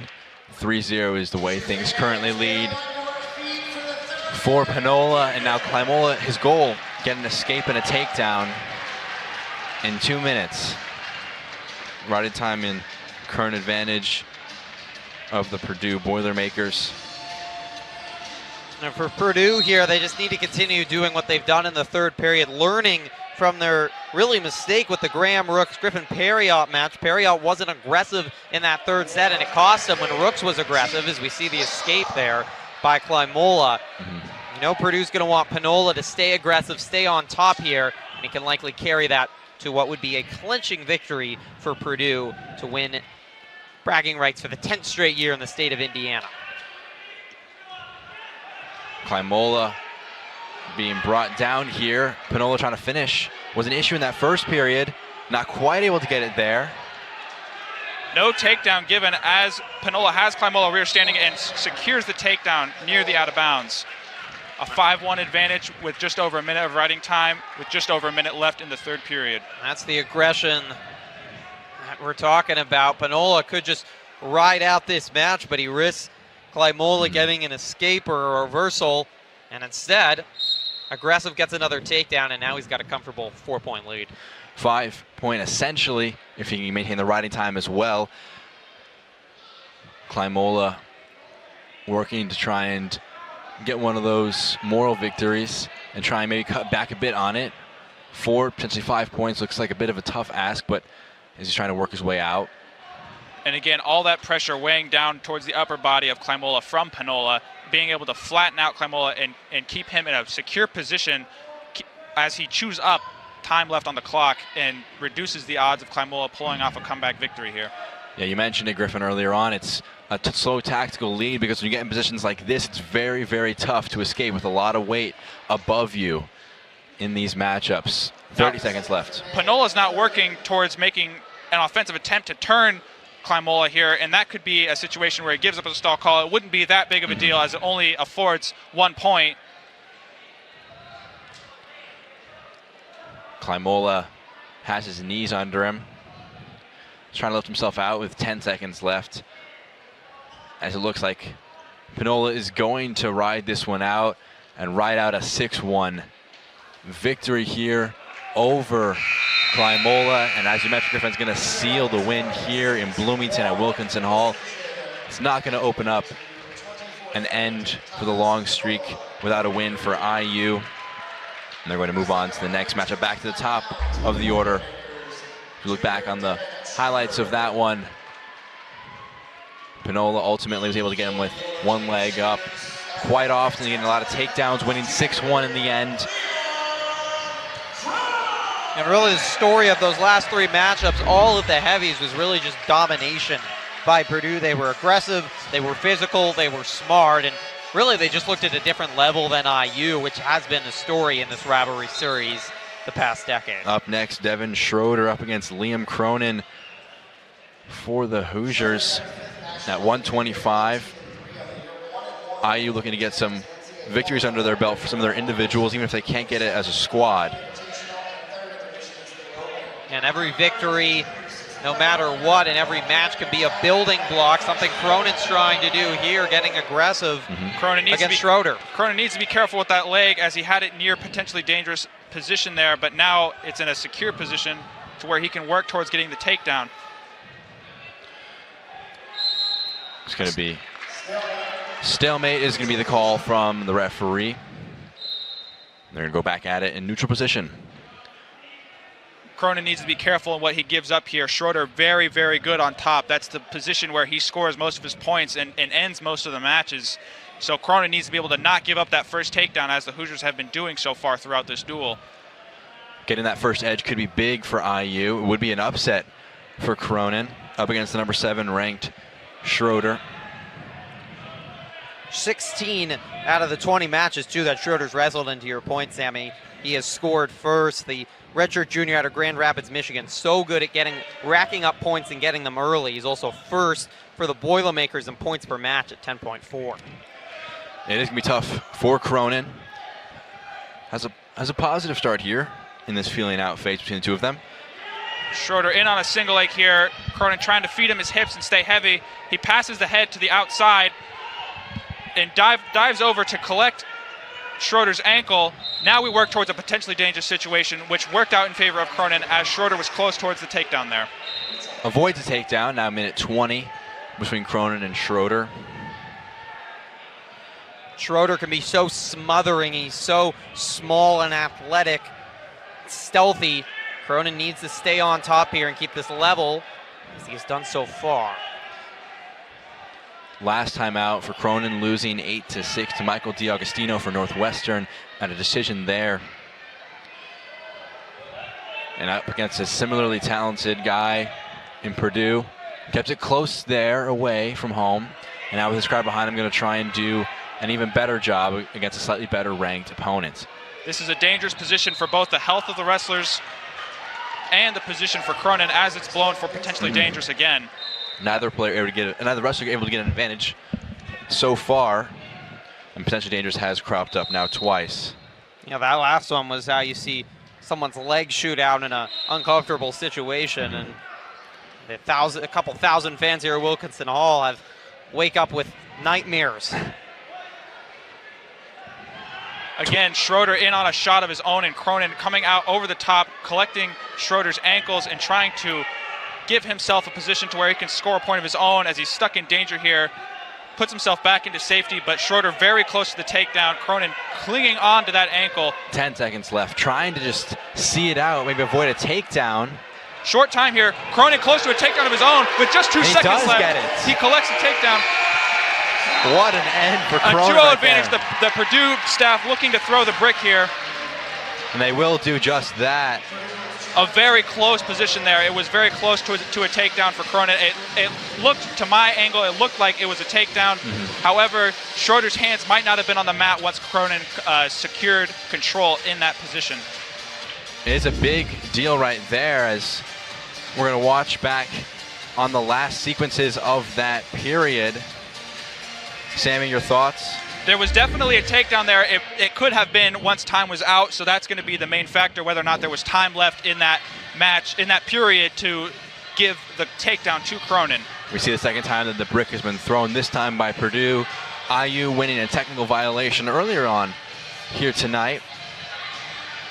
But here, Cronin trying to hopefully get an early edge for him. This has been a nice start, though, by Cronin, contrary to the last couple matches we've seen him where IU wrestlers are just falling behind. And they're going to wave it off, shaking the head. Angel looks a little surprised there, but it's going down back to 0-0. Either way, though, even at 0-0, Cronin's been aggressive, he's looked confident, and he's wrestled smart, as that's going to be the end. I'm not sure why there was a whistle there. Vito's arguing now. I believe there's actually 1 second. So the way it works with a challenge is if the call is overturned, that time remaining after that call would be considered bad time, and they would replay that. So there was about a second left. That's what they replayed. Schroeder had choice. He deferred to Cronin. Cronin chooses bottom, and this is a position where he's going to need to get out and quickly. Schroeder, like I said, is very dangerous on top, and this is a position where Cronin can either show that he's in this match, or Schroeder can show that he will have the dominance on top and will put it away.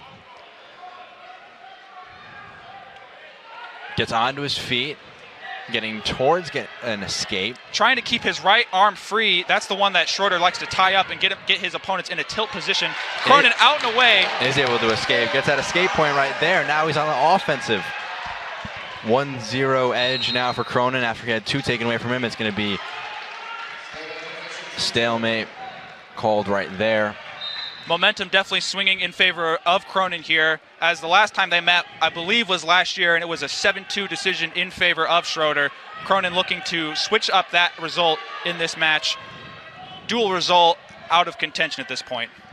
Schroeder, someone that was an NCAA qualifier in 2019, and obviously ranked number 7 in the country. This could be a signature victory for Cronin, who's only in the lineup because of the injury to Brock Hudkins, to really get his season going and get a big victory over a rival. About a minute left in the second period. Cronin maintains a 1-0 edge over the highly ranked Schroeder. In a dangerous position here now is Cronin, as Schroeder has good control of that ankle. Great move there to spin out from the potential move. Cronin again going back to that dive roll, trying to collect that ankle and roll underneath Schroeder, as Schroeder puts his left hip on the mat, and another potentially dangerous call is made. The margins have been incredibly fine. Neither wrestler able to break through.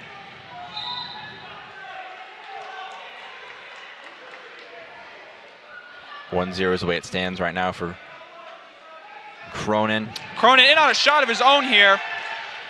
Able to get that one leg. With 21 seconds left here, Schroeder locked around the crotch. Cronin coming out through the middle. He's got to get the takedown quickly now if he's going to get it at all.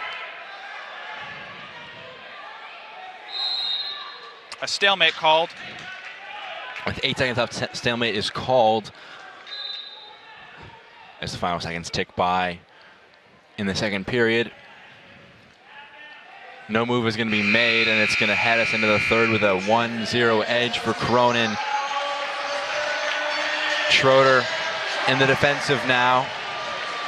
And this IU crowd here at Wilkinson Hall could really help out Cronin. They've been basically sitting on their hands the last 3 matches, nothing to cheer about. But finally a close match here between the Boilers and the Hoosiers.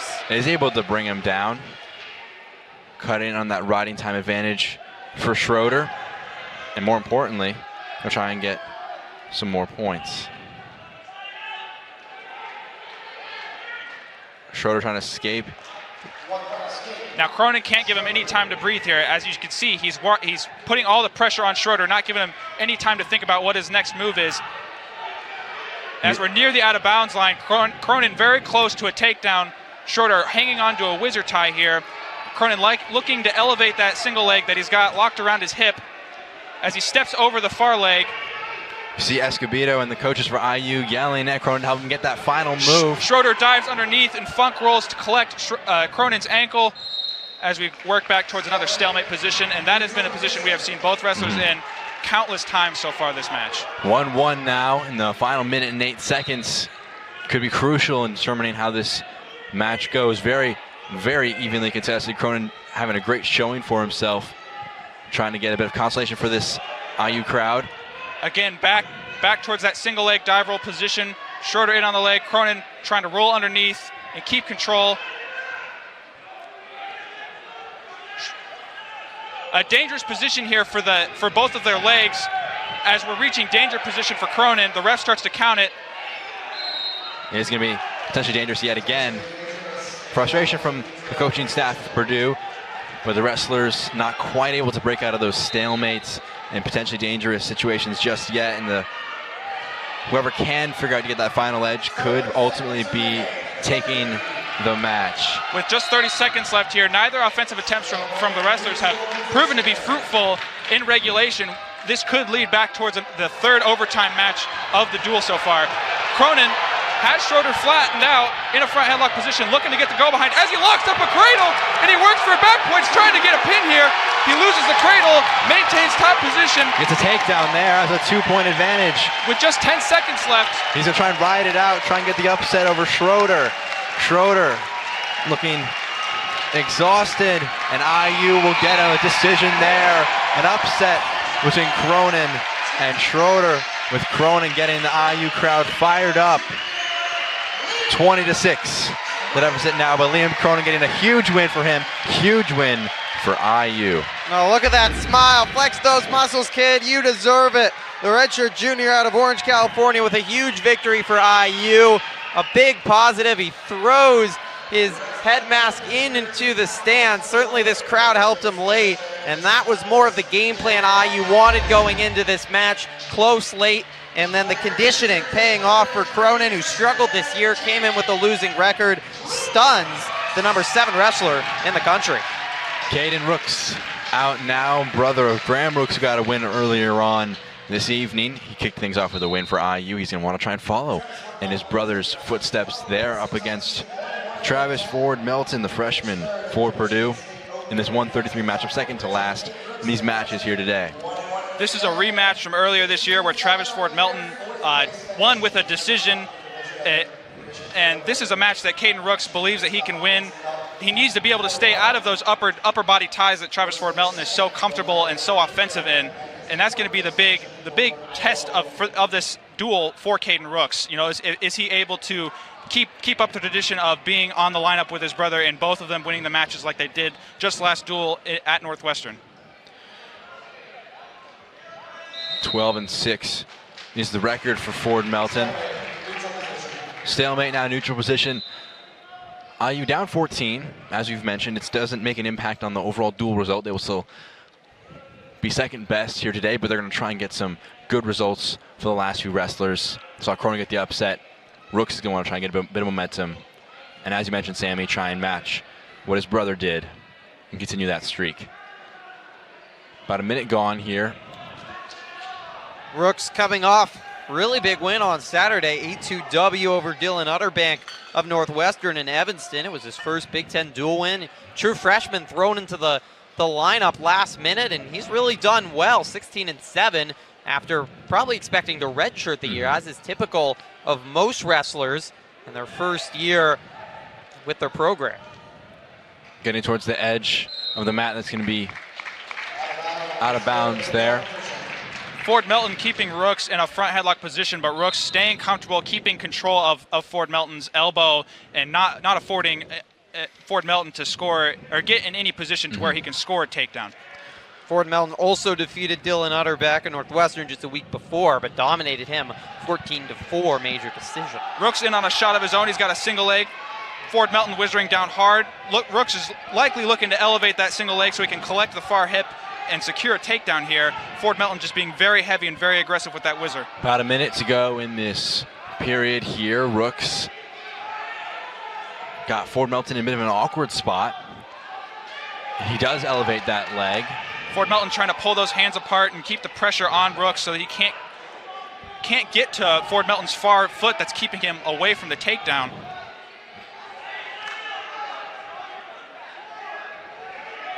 Rooks not giving up that leg. It's going to be a stalemate call. And you can see Coach Angel Escobedo telling Rooks he's got to get his near hand on that ankle or on that heel of Ford Melton and elevate that leg and bring it up high so he can get to the far hip and secure that takedown. Not quite able to do that on the last go around. Positive start for him nonetheless. Final few seconds here in this first period. Not an edge gained by either wrestler. This is what IU wants. Keep it close, low scoring early. Give yourself a chance late with a feeling out process through the first 5 minutes. Rooks, mission accomplished through 3. Much like his brother, had a strong first period, keeping it close and hoping for a late burst of energy. Ford Melton going to try and get back in it a bit offensively. Has some good defensive performances. Ford Melton, 12-6 on the year. Just a freshman out of Moni, Illinois, near Chicago, but he was as high as the number 13 prospect in the country at 133. This will not be easy for Rooks to close this out. 1 point escape indeed for Rooks. He's going to get that leg elevated again. Rooks, he's got a cradle locked up here. Ford Melton trying to bail out as he secures the takedown here. Rooks still has Ford Melton in a dangerous position as he's got a cradle locked up near the out-of-bounds line. He's got to be able to pull him back in and expose Ford Melton's back, force him near fall, and hopefully the pin. He's got a 3-point advantage in riding time ticking up for him, but again, really close to that out-of-bounds line. Just dragging that left toe to keep it in. I don't believe... Now just quite not able to keep it in there, and he loses the advantage. He's going to maintain the offensive position heading into the center of the mat, but not quite able to get Ford Melton and himself back inside. Oh, Rooks does not wrestle like a freshman. That's for certain. He's smart. Get that from his older brother. He knows what he's doing out on the mat. He's been aggressive and efficient so far. There's going to be an escape there for Ford Melton. Along with a locked hands call, giving another point to Ford Melton, making the score 3-2 as the challenge brick is thrown out. They're going to pause action. They disagree with the locked hands assertion.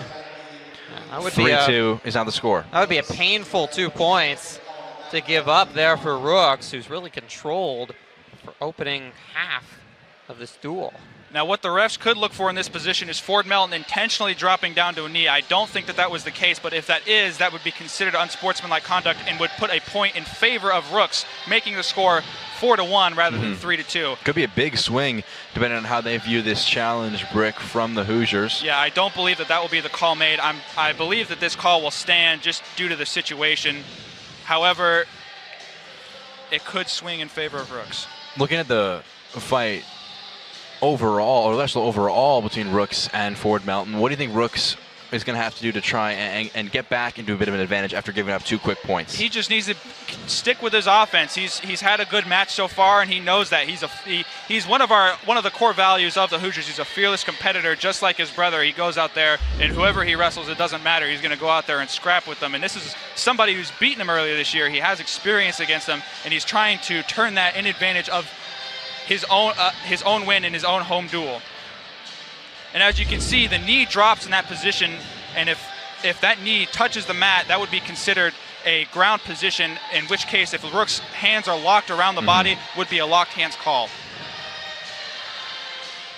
Referees backing away from the monitor, explaining their decision. They wave off the locked hands call. Big for Rooks right there. 3-1 now. They put the score back to halfway through this second period. It's big for Rooks right there to maintain still a 2-point advantage.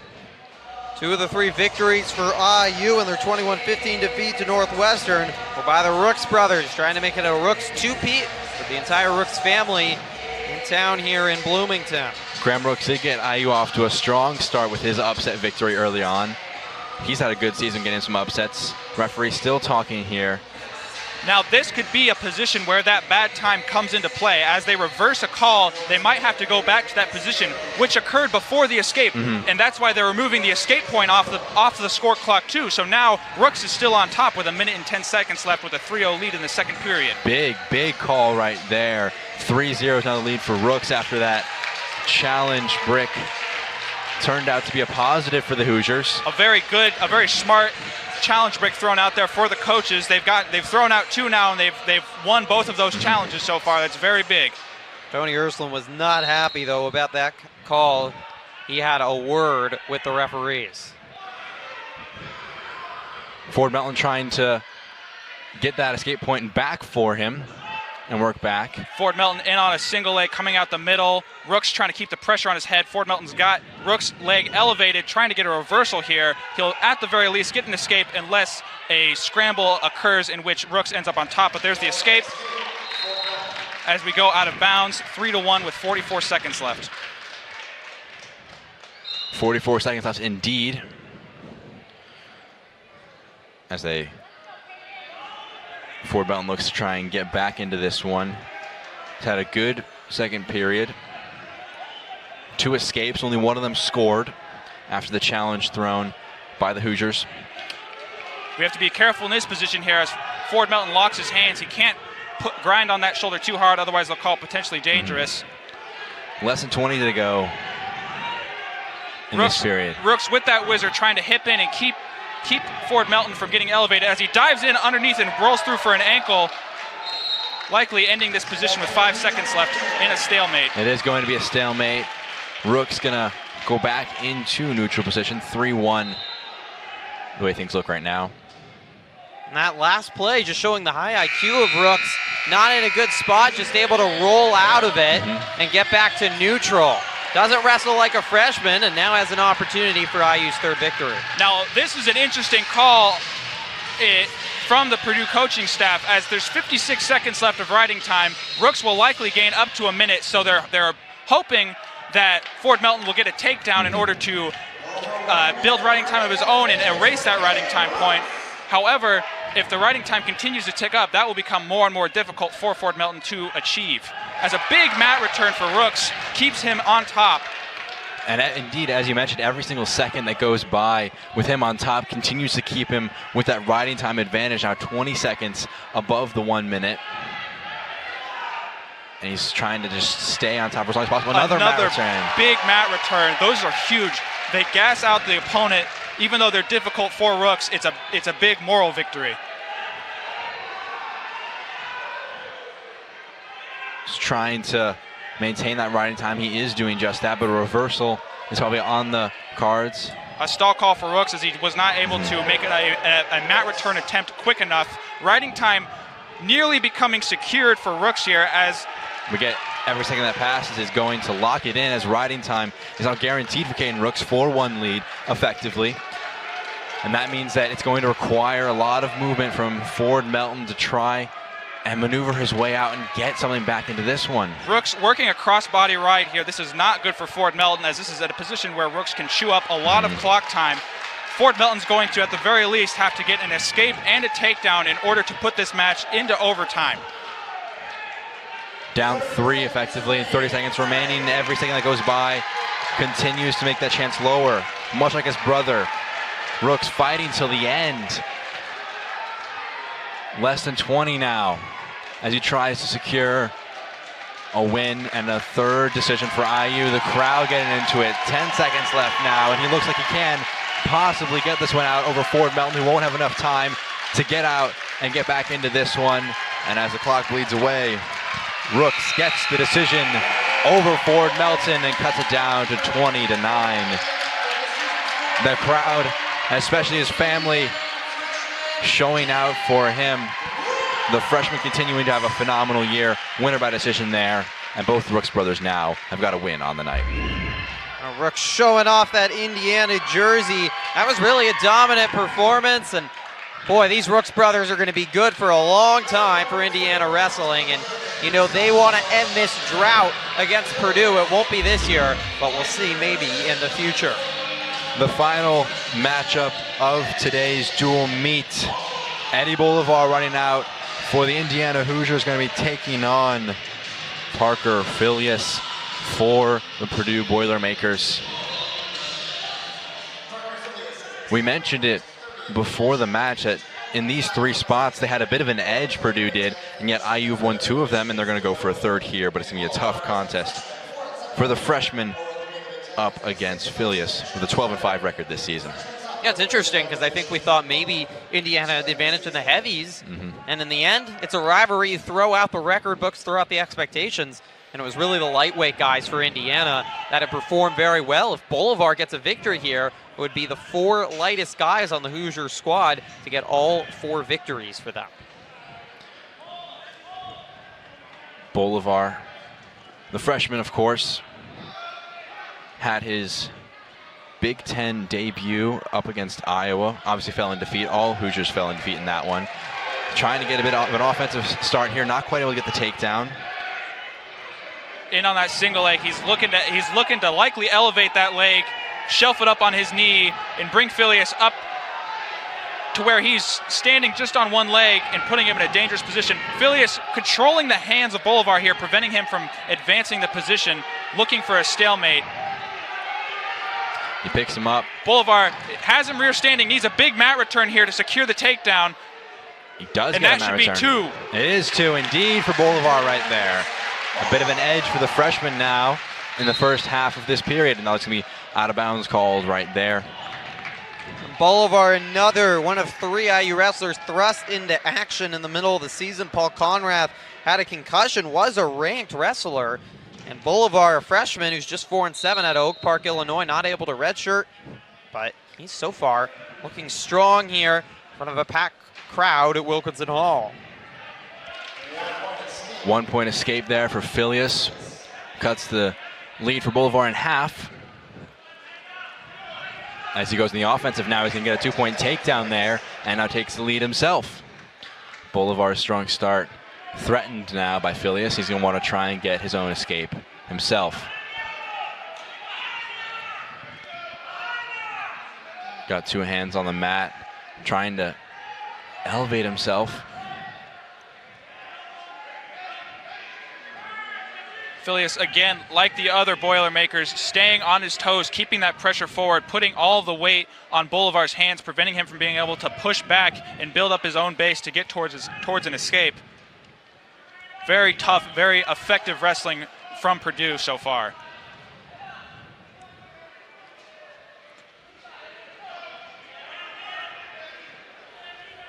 About 20 seconds still in this period here. You're going to say out of play now. Bolivar going to want to try and work back here. A fresh start, hopefully one where Bolivar can get the first move right off the whistle and explode out for an escape. Filius looking to put that pressure back on Bolivar's hands as he does.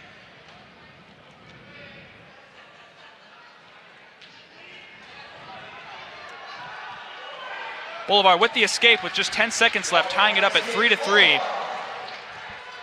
Nice patience here from Bolivar fighting.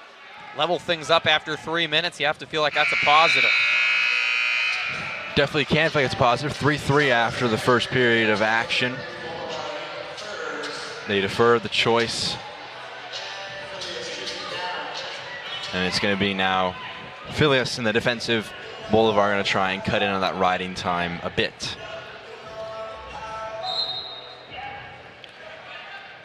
Quick to his feet is Filius and trying to get a quick escape, as he will do just that. 4-3 now. He takes the advantage yet again. Great strength from Filius, who's out of Havre, Montana, one of the most isolated cities in America. It's about 20 minutes from Canada. You know you have to be strong if you're living in those winters. Yes, Montana, not a big wrestling state, but Filius showing that that doesn't matter in this bout tonight as he leads 4-3. That also shows how Purdue has really become a place for wrestlers to go. I don't think Sammy looking a little overwhelmed by that. It's IU not a location necessarily of wrestlers, but to get someone from Montana, from nearly the West Coast, to go to the middle of Indiana, Purdue is on the map. A great job by Tony Ersland, really making Purdue a force and very close last year to having some All-Americans, and certainly this year they have 4 guys in the top 10 right now nationally in their weight classes. Definitely have some serious talent and showcasing it here tonight, trying to end on a positive, prevent IU from getting into the double digits in points. Down 20-9 is IU as Bolivar tries to get a move going here, down 4-3. In on a single leg, wrapping up both legs for a double leg here, trying to find a way to finish. His head trapped between Filius's legs. He's got to come up and out the middle here and keep advancing the position to avoid a stalemate, as he is in a very advantageous position here. Isolate that leg. He is going to be trying in the final 30 seconds to finish off this move. Filius wrapping up both of his ankles and causing a stalemate. At the end of the first period, Boulevard got a escape point very late on. Not quite able to get the takedown just then, but now in neutral position has a chance in the final few seconds this period to switch the scores again. Talked a lot about conditioning. You want it to be close, 1 or 2 point match going into that third set, and Boulevard looks like he's going to be able to get it to where he has an opportunity to win it in the third. Filius goes in the attack there. Final 5 seconds. Gonna see if someone can get a late move going here. Not quite able to do that. And after 3, they choose to be in the defensive in that third period. IU in the final period here in this matchup against Purdue. In the end, it will be a loss as a team, but some good performances, some upsets throughout. And they're gonna try and get it so their 4 lightest weight classes could all get wins if they can get this one going. Boulevard, however, has to finish the job. Does get the escape there. Not quite a minute of riding time, so it is 4-4. No advantage for either wrestler just yet. Minute 30 left to go here in Wilkinson Hall, barring overtime. Boulevard and Filius